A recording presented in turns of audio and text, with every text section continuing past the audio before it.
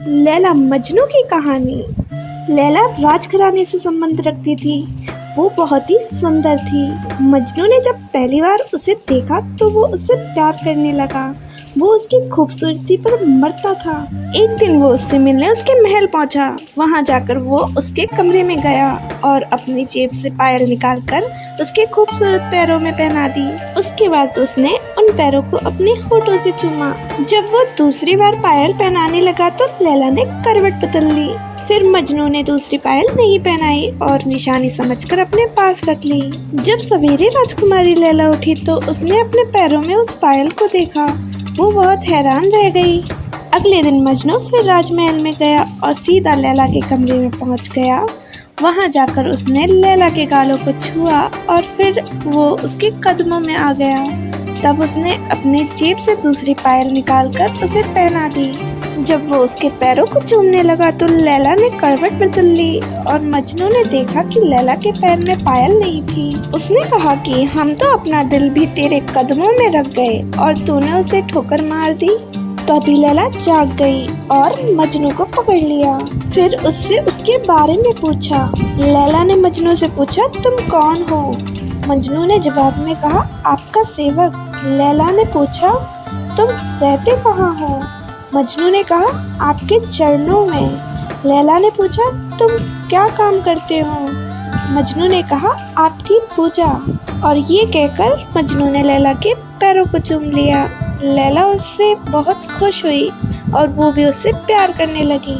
लैला ने मजनू को अपने पास आने को कहा तो मजनू ने एक जवाब दिया कि वो तो बस आपके कदमों में अपनी उम्र गुजारना चाहता है। इस प्यार का जब लैला के पिता को पता चला तो वो बहुत नाराज हुए। उन्होंने मजनू को बुलवाया और उससे कहा कि यदि वो चाहे तो राजमहल की किसी भी सुंदर से सुंदर दासी को ले जा सकता है।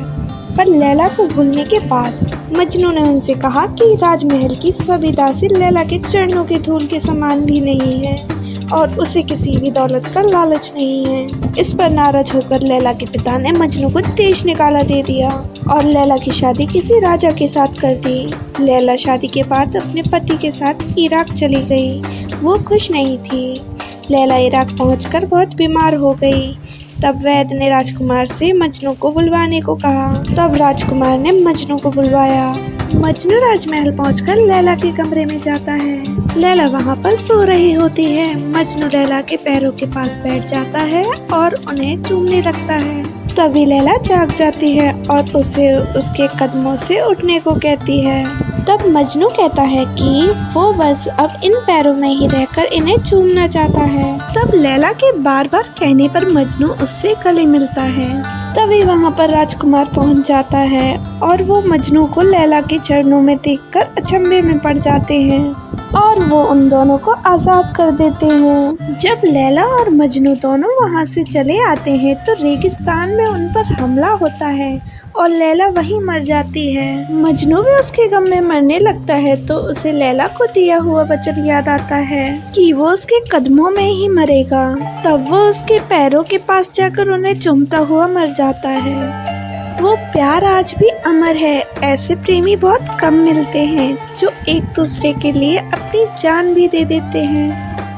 ऐसी ही अमर प्रेम कहानियों के लिए हमारे चैनल को सब्सक्राइब करें, वीडियो को लाइक करें, शेयर करें और कमेंट बॉक्स में कमेंट भी करें। हम लाते हैं आपके लिए एक और नई कहानी।